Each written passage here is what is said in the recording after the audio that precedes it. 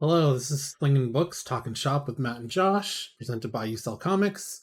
You Comics is your new multi-vendor marketplace for selling comics, slabs, omnis, trades, and more. You Comics never charges a commission on any sale. Sell for as low as $5.99 a month, or run your own auctions for $15.99 a month. Sign up now for a 3-month free trial at usellcomics.com. Okay, so again, we're here this week talking news. Yes. Cover price top 10 key issues coming out this week in your local comic shops, so you will know what to pick up and spec on before going to your shop on Wednesday when everything comes out. That's right. So big week for Boba Fett fans and or Star Wars fans. There's a couple news items this week along with Boba Fett season 1 finale of episode 7. Yes. I saw this article and I wasn't sure if I hadn't read that Boba Fett got a season 2 yet. Correct. I didn't hear this either. Yeah. So I don't know that it's been confirmed. Is he just talking? Maybe it's just wishful thinking, but if this is his wishful thinking and this is what happens, I'm totally on board. 100%. Tamara Morrison is talking like he wants to do a season 2 of Book of Boba Fett where he's chasing down Mace Windu. I'm pretty sure in continuity that I'm not sure it's ever been confirmed or denied that Mace Windu did survive the jump or the force push off the senator's, Emperor Palpatine's office suite. Yes. Although Samuel L. Jackson essentially told George Lucas, "Yeah, I'm still alive, right?" And he's like, "Okay." So, as you can read down here, of course he's alive. Jedi can fall from amazing distances, Jackson said, and there's a long history of a one-handed Jedi, so why not? The actor said at the time he hadn't had talks with creative forces of Disney Lucasfilm about Mace Windu's return, but revealed saga creator George Lucas approves his theory of Windu's fate. Only George, but George doesn't have anything to do with it anymore. George is like, "I'm okay with that. You can be alive." So I think we're okay with that too. Yeah, I'm fine with that. Like, I mean, they can bring back whoever they want to bring back. You know what I mean? Like, I love it. Just give me whatever. Like, it's just as long as anybody has a general idea of how they want this story to go, that's great. Like, just don't make a bunch of stuff with absolutely no plan, like they did with some stuff. Yeah. They kind of had a plan just to print money. That's 100% correct. Didn't mean it had to be good. Oh. Yeah, so if it's a revenge tale of him hunting down Mace Windu because he killed Django, then I'm on board for sure, 100%. I'm not sure you watched Star Wars Bad Batch. Have you gone through that yet? I have not. So, guess since you haven't seen it, I won't spoil it. But there is an interesting twist in Bad Batch that has to do with Django. That I think could maybe we haven't finished it yet, so I don't know if this ends up being a thing or not. But it could be a possible twist to that season 2 storyline. So along with that and the season finale finishing tomorrow, they came up with a new poster for the season finale. It looks pretty sweet. It does. You got all the major characters there: Fennec Shand, Bubba, Mando, Luke, Chrysanthemum, Cad Bane there. Although I don't know. Can't tell who this little guy is down here. Maybe just a bodyguard for the Hutts. It's Danny. Oh, it's yeah, you're right. It's the Rancor handler. Rancor handler. Yeah. Cobb Vanth is there. The armorer. So do we think? Okay, so spoiler territory if you're not caught up. Yes. 1, 2, 3. Do we think Cobb Vanth he's alive, right? He's alive. Yeah, okay. Got shot once. I did see he unloaded on his deputy. That kid is gone. Yeah. So I did see something else that I forgot to put in the streaming notes. However, so Cobb Vanth is a character creation by Chuck Wendig, who wrote the Aftermath trilogy and the new canon of the expanded universe. And there have been a number of reports in the last 2 years that Disney hasn't been paying royalties to EU writers, and also not giving credit to using characters that have been created, of course, and used. And so Cobb Vanth is one of them. They didn't credit Chuck Wendig in the credits for creating Cobb Vanth, but obviously, I guess if you sign a contract with Disney to write for the Star Wars universe, they own all of your IP. Of course. So I'm not sure the real problem is they're not paying royalties on it, but at least acknowledging who created the character was something that just Chuck was saying would be nice. Yeah. Going into writing novels for Star Wars, you know that I'm sure you're thoroughly reading the contract, and like any characters I create can be used for whatever Disney wants, and you're never getting royalties for it. So if you're going to sign that contract, then fine. Like, you know that you're not getting royalties for it, but you're going to write for it anyways. But maybe at least acknowledge or credit characters to the writers for creating them.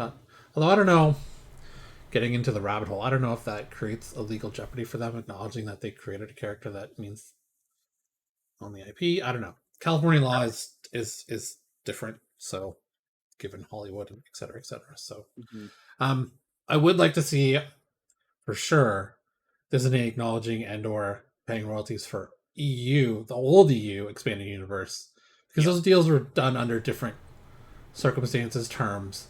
Like Timothy Zahn creating Grand Admiral Thrawn and him being used heavily in Clone Wars, and that not Clone Wars and Rebels, and now being probably the centerpiece villain to Ahsoka's series, like. And Timothy Zahn has been writing new novels. He's got one Thrawn trilogy is done, and a new trilogy has come out as well. I have the first book, but I haven't read it yet of the second trilogy. But I hope they start paying royalties to, at least if they're going to use characters from the old EU that was done under different circumstances. Okay, done with Star Wars for now. X-Men 97 story details, episode count, and possible release window revealed by producers. Yes. So it looks like there's going to be 10 episodes, and they're at least for the first season. They're going to start where the original series left off, where Charles Xavier was injured, and Lilandra, his love, was taken away by Lilandra off to the Shi'ar Empire to get fixed and or healed, medical attention. So Eric and Julia Lewald are the original producers. There is a good book out on the original series, which I have. It's on my shelf right now, and I read it. It was pretty good. It just went through kind of the day-to-day, like how the animation process, the actors, what kind of pain in the ass Stan Lee was. I guess not surprisingly, in the early 90s, Marvel was in trouble. So they were, not sure Stan Lee had a lot to do, but he was constantly pitching stories for the animated series, and it was kind of, they wrote it in the book like he was just kind of being annoying. Like he was pitching ideas, and he was telling them how to do it, and they're like, no, that doesn't work for what we're doing. But he wouldn't like leave it alone. Like he thought he had the power to tell them what to do and didn't, so he felt like he was the boss, but he wasn't contractually. Whether that was just he was trying to hold on to Marvel as much as he could, or because pretty soon later they went bankrupt. So yeah, so everyone my age and your age loves that series for what it was. And now we're getting, probably looks like 10 episodes the middle of next year, so 2023. Looking at 10 episodes per season, it's going to come out mid next year. So I'm sure they've already started the animation. At this point, the scripts have to be done too. Right. And some of the voice actors are back. Although the voice actor who played Cyclops just passed away last year, so I'm not sure they're getting to do. Oh, really? Yeah, I'm sure he passed away last year. I think I actually remember. Not Cal Dodd, but he's something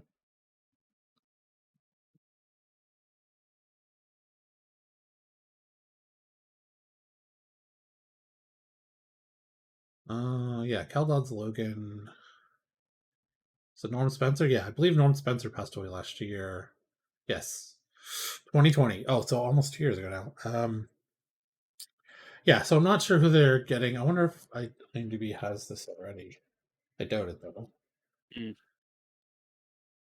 Just playing Cyclops. Chris Potter is Gambit.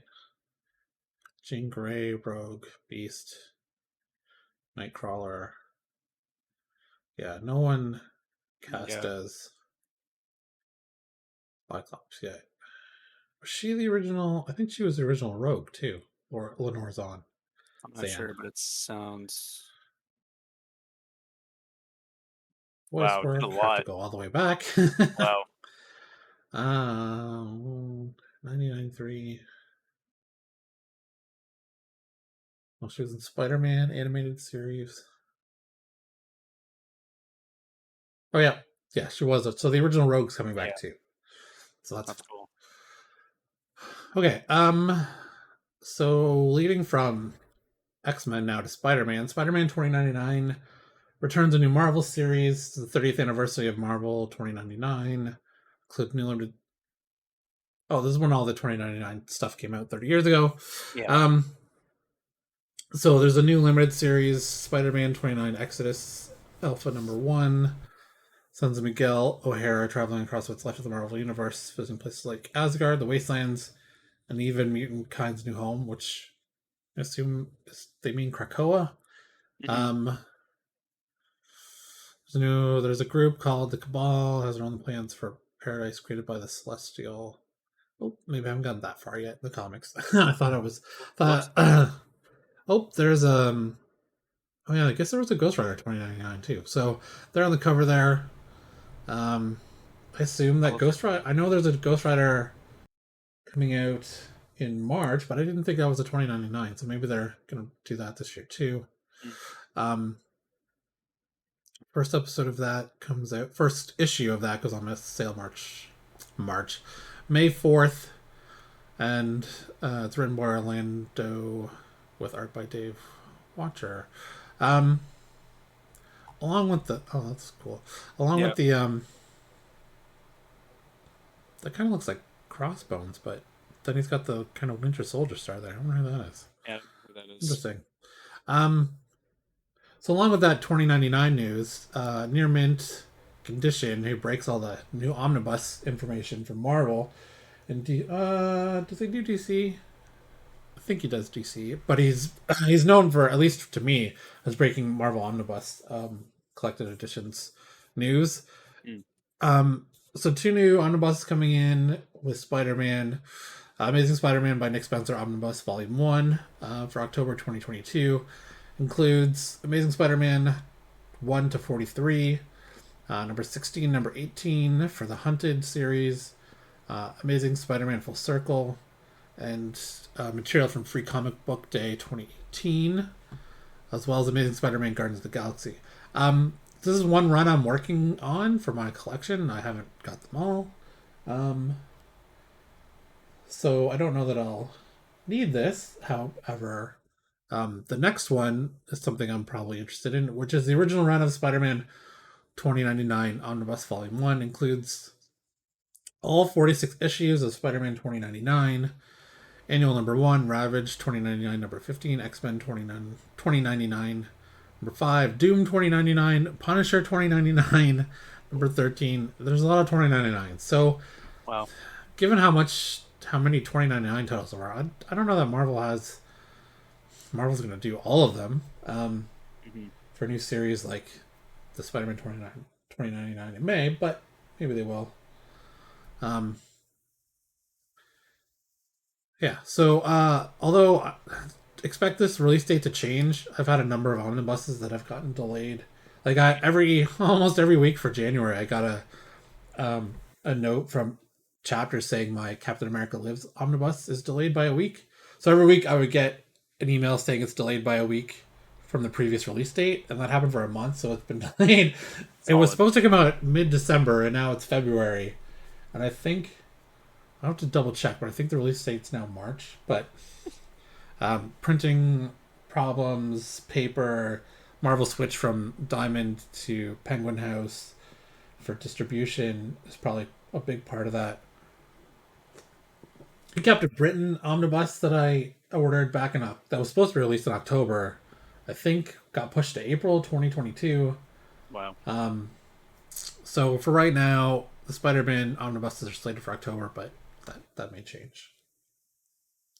And continuing with Spider-Man No Way Home tops 1.77 billion worldwide. Will swing past Avatar's U.S. domestic record imminently. Now this was from 2/7/22. Oh yeah, so by this weekend, it'll probably have passed it. Probably. Man, we almost went to the theater on the weekend to see it, but we decided not to. Yeah. So I'm glad that Avatar's finally beaten. Yeah. I really don't like. I get if people love Avatar for the technology of the time, then sure. But if people love Avatar because of the story, I can't say I agree with them. No.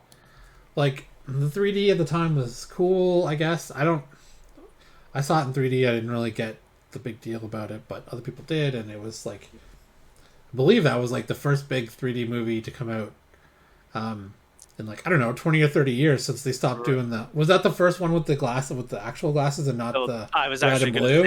I was gonna say that might have been one of the first movies with the regular 3D glasses, not the red and blue. But now that I think about it, it might have been fucking red. They might have been red and blue.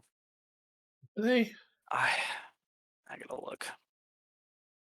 anyways and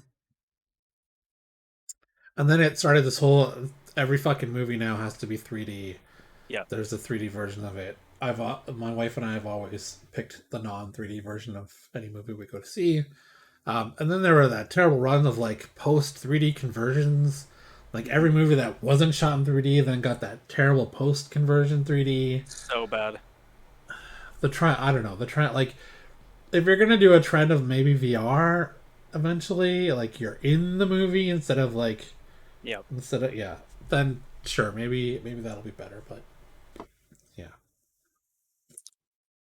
Yeah. So yeah, Spider-Man beats Avatar.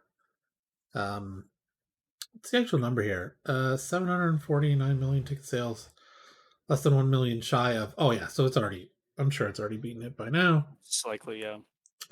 I don't know. I don't think it has the legs to beat Force Awakens. And it won't be able to beat Endgame either, given just how long it's been in theaters and COVID restrictions, etc., etc. Yeah. I could see them re-releasing it. Like in the summer or something. Yeah. To get maybe again before. When does Multiverse of Madness come out? End of March. No. They won't release it then.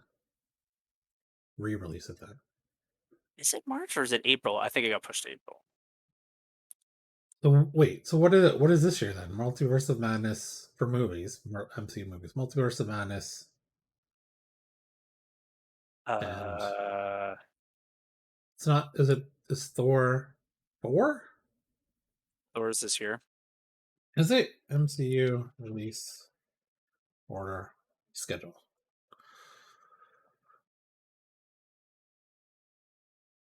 Okay, that's okay. So May 6th is Multiverse of Madness. Thor: Love and Thunder. Oh, Love and Thunder is July 8th. We haven't even seen like a teaser of that yet, and it's less than 6 months away. It might get pushed. I could see Miss Marvel getting pushed too. Oh, Black Panther Wakanda Forever. So that's definitely getting pushed given Yeah. the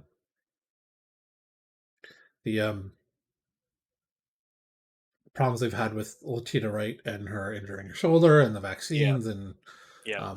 yeah. So that's Yeah. definitely getting pushed. Guardians of the Galaxy Holiday Special. So there really only might be two movies this year then. Hmm. Multiverse of Madness and Thor. Thor: Love and Thunder. Hmm. Yeah. Yeah. So then I guess Interesting. so then if Black Panther's pushed maybe a month, then it's going to lead right into the Marvels. I mean, maybe. But then if they push Black Panther, I think they'd want to push the Marvels too. Like they usually try to space them out at least 3 or 4 months at a time. Like Right. Oh, so that excited would. for Ant-Man. Fuck. I didn't So that know. would. Did you see what Bill is it? Murray is in it.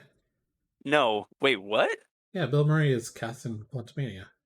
Oh my god, that's You didn't first know off, that? that's hilarious. Yeah, I didn't know that. Boom. That's amazing. I didn't know Evangeline Lilly is like an Whatever. anti-vaxxer. Well, some people are anti. Um. Yeah, I. This is so. I guess comparing this to some athletes, there's like Sidney Crosby in the NHL, one of the biggest stars ever, one of the greatest players ever, has zero social media, and I feel like maybe Imagine some, that. yeah, maybe some actors can, Need to do the same. yeah. I mean, I get that their popularity is probably also tied to their paycheck, like when they're cast in a movie. Mhm. Though maybe just stick to like regular things and not opinions. Like I don't know. Um, Yeah, essentially, once you have the platform and soapbox large enough to sway other people, I usually try to say maybe people should take the time and read a couple of things before they start running their mouths. So, you mean Joe Rogan's not a doctor? what? Yeah. I thought he was a doctor. Ooh, okay. I guess you're gonna So, tell me that Dr. Oz isn't a doctor either. oh god, All right, okay. if that guy gets elected as a senator, Jesus. I mean, he'll It, be in with it's the rest of the over, dude. nuts, so it wouldn't be Yeah, that. it's over. Okay. Okay. So now we're gonna do. Now we're moving on.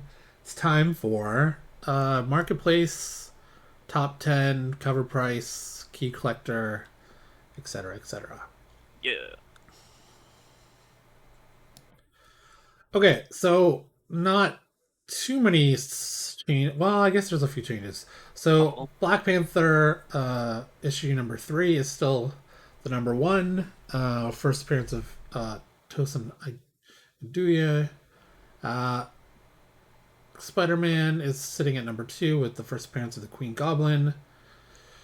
Darth Maul has yeah. jumped into fourth and fifth place. I think I saw a Darth Maul number 2, first appearance of Cad Bane 9.8 go for like $2,000 last week after. Whoa.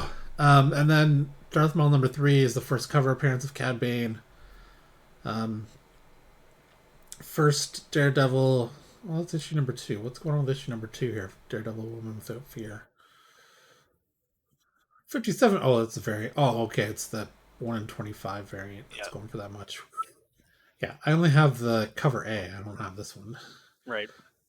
Yeah, so that's an homage cover to a very specific Daredevil cover. What else we got here? Yeah, a couple Black Panthers. Oh, Madam Web. There's Madam Web. Last week we talked about Dakota Johnson being cast as Madam Web Yep. in the Sony, I don't know, whatever you want to call it. It's weird that there's Yes. none on eBay right now. What are they called? Apparently, there's no items whatsoever. So issue number 210, Amazing Spider-Man from November 1980. First appearance of Madam Web. What's this one? Amazing Spider-Man 637.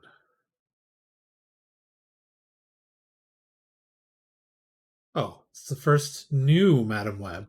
Oh, so Wow. I'm not that well versed in old Spider-Man, but I guess Yeah. there's maybe two versions. There was the original Silver Age, and then they possibly, I guess, reintroduced her in Amazing Spider-Man 637. Oh, or maybe that's the death of. I don't know. These are titled weird. Okay, so for local comic book shop, these are the keys coming out tomorrow. You can find some of them, most of them, maybe depends if they're special variants in your local comic shop. So, Avengers number 53, debut of Red Panther moniker and suit. This one, I'm hoping my LCS has pulled for me. It's the Star Wars Darth Vader number 20. So because it's the 50th anniversary of Lucasfilm, they've been doing a variant of every Star Wars title with Chris Sprouse has been doing it. So I've been getting almost all of the variants. So last year it was the 40th anniversary of Empire Strikes Back that they did variant covers for. This year it's 50th anniversary of Lucasfilm. This one is going for a decent amount of money already. I know it says the high is $4 here, but it hasn't been on sale yet. So I looked to try and get a second copy at some of the websites I order variants from, and they were already sold out. So I'm not sure how much it's going to go for. I'm hoping my LCS remembered to order me a copy. Suicide Squad Blaze number 1. The solicitation references 5 deadly new recruits. So look for some first appearances in that one. Draculina number 1. First solo series featuring Draculina, sister of Vampirella. I have the same uniform. This one? Yeah. The kind of Borat version of Yeah. Okay. We'll have that for you guys next week. Josh will be yeah. Oh Jesus. Hellboy and BPRD 1957 Forgotten Lives number 1. Hellboy and Professor Trevor Brutenholm team up to investigate a haunting at a mass grave in a New York Potter's Field. Land of the Living Gods number 1. Life Zero number 1. Playthings Prophet number 1, a facsimile reprint of Prophet's first appearance from Youngblood number 2. Jake Gyllenhaal has, I believe, signed on to play Prophet in a movie. Although I haven't heard a lot since that got announced. I don't know if there's a release date. But this is just a facsimile. I have a Prophet number 1 in like 5.0 condition sitting in a dollar bin box that I picked up like a couple weeks ago. It's on USL Comics right now for $2. So, Spawn Scorched number 2, Star Wars Adventures number 14, Origin of Deva Lompop, specifically her time with the Nahil. Man, if the Nahil and the Drengir, who are villains in the Old Republic timeline right now with the novels and the comics, the Nahil have been, I think that's how you say it, but they've been a pretty good villain for the novels. So I'm hoping they they've been pretty good. TMNT Best of Jenica 100-page one-shot reprint of collected stories. Wait, is that the female turtle? Jenica? I don't read Teenage Mutant Ninja Turtles, I'm not sure. If you know, let us know in the comments. Until My Knuckles Bleed number 1, series about an over-the-top 90s era superhero and modern era. Damager now works as a bouncer in a mob-owned strip club. Okay, that's sounding good. Hooks up with his ex-Avenge lady, not the greatest name, and struggles with the side effects of his cyber implants until fate intervenes with one last cheap shot. Okay. I may grab that tomorrow, see what it's like. It's a number 1, and the premise is kind of interesting, so we'll see. Batgirl's number 3, first appearance of Tudor, street artist with suspected criminal intentions. So that's a first appearance. Maybe grab that. I Am Batman number 6, solicitations references a new arc with a new adversary. I'm kind of behind on that. I read the first 3 issues of I Am Batman. Didn't really grab me. So I don't know. Maybe I'll pick up that one just in case. Amazing Spider-Man 88, reintroduction of the Slingers. Ooh! So there is an old series that I have sitting in a box back there called Slingers that were just different Spider-Man. It's also up on usellcomics.com right now, I think, for $50 for the entire series. There was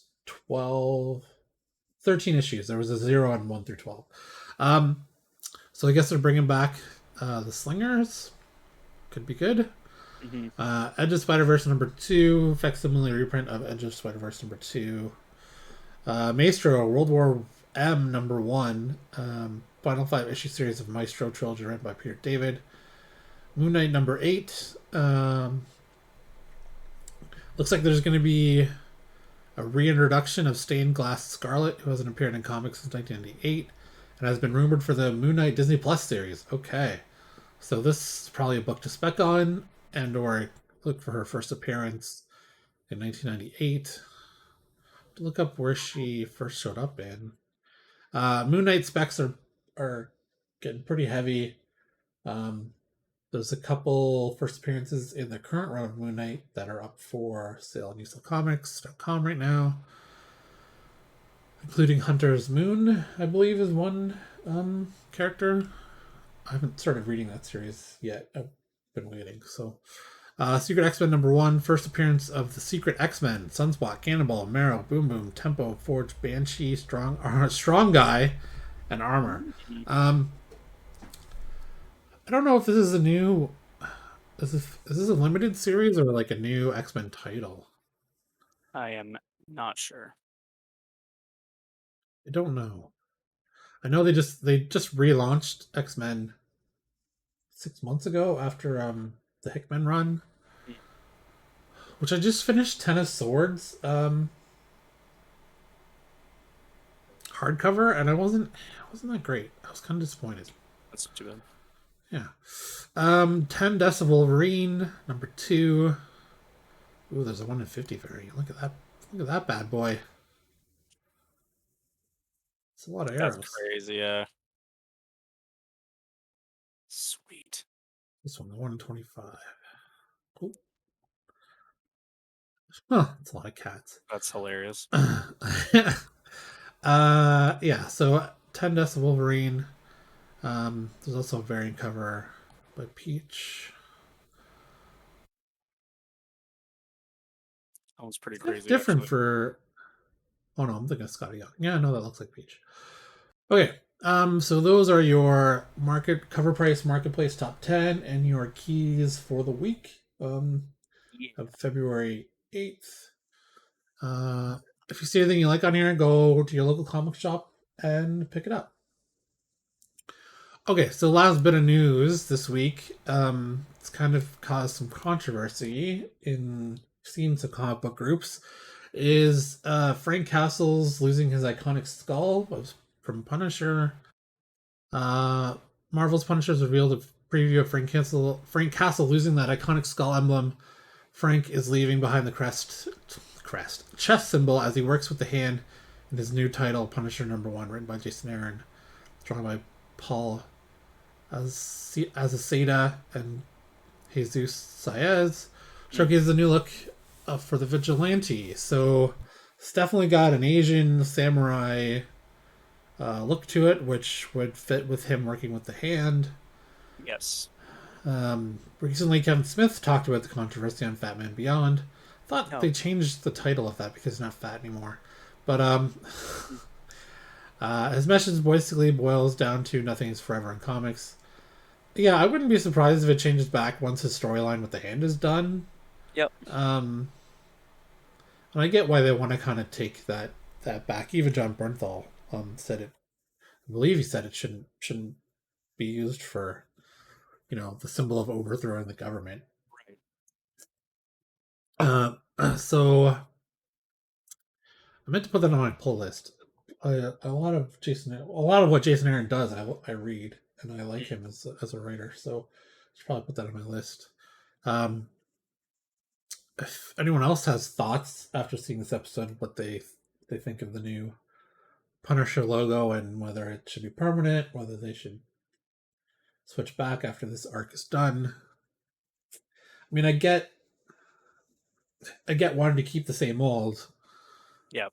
But I also get, moving forward and kind of honoring the past, but making it, relevant to today. Yep. The world's changed a lot. I personally don't even like the logo. The original one? Sorry, the new one. I thought You the don't old like one. it? I no, I don't really enjoy it that much. I thought, I thought the old one was fine. I thought alterations of the old one were great.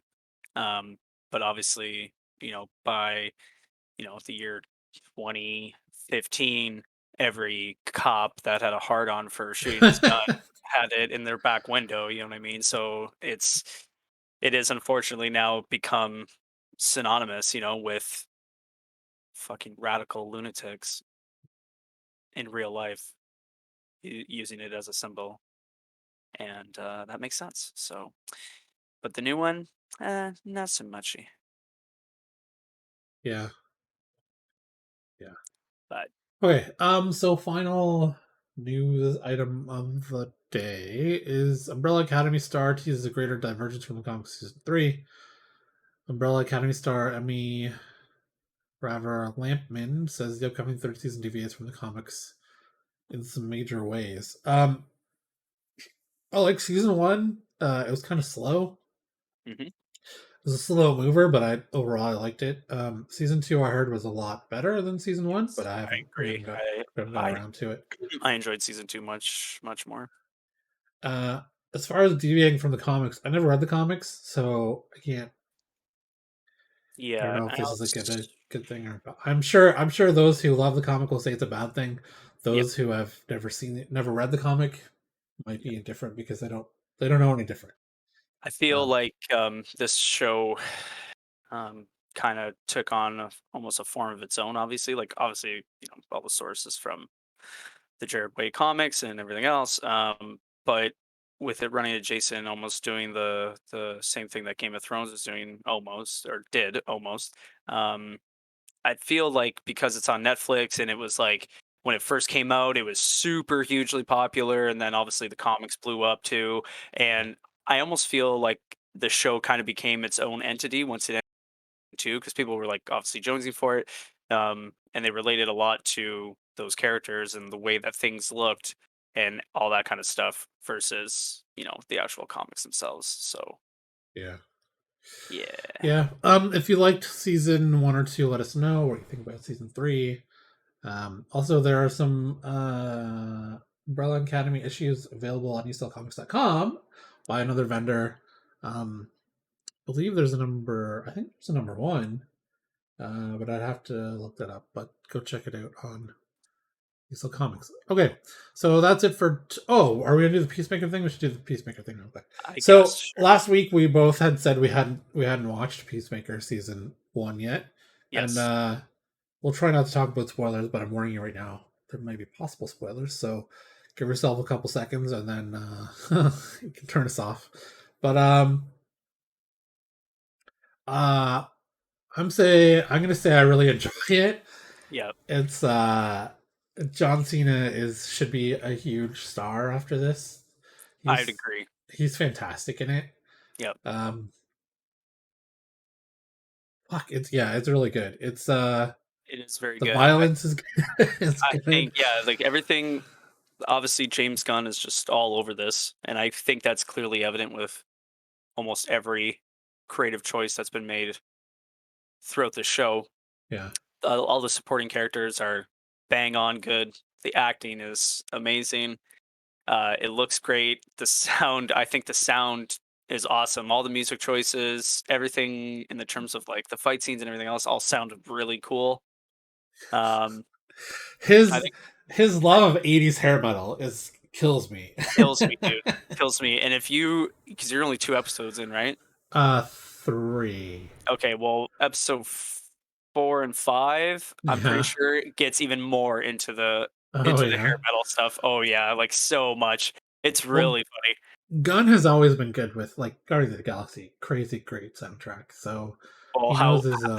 how good, how, like, obviously, sorry, not how good it was, which was very good. Um, how many of those songs all resurfaced on like the top 10 Oh yeah, yeah, charts? You yeah, know what I yeah, mean? Like that was crazy. Like the resurgence of all those songs. It yeah, was nuts. yeah. Robert Patrick, I love. I love him as the So good. he's just cranky old man.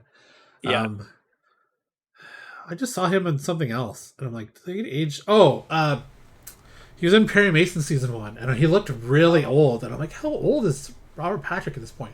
But they aged him up Right. for Perry Mason season 1, and now he doesn't look. Yeah, he's 70. I was gonna say he's in his 70s, right? Yeah, but he Yeah. looks a lot better than 70 in Peacemaker.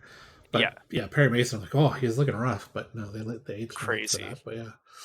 Yeah, Um, so let us know if you're also enjoying Peacemaker. very good. Very, very good. I don't know if they've announced a season 2 or not yet. I can't see Who how they would. knows? But yeah, go watch Peacemaker, and if you're into Star Wars and Boba Fett episode 7 season finale on Disney Plus tomorrow. Ooh. Well, I've been Matt, he's been Josh, and this was Slingin Books Talkin Shop for the week of February 8th. Thanks for tuning in. Later. Thanks.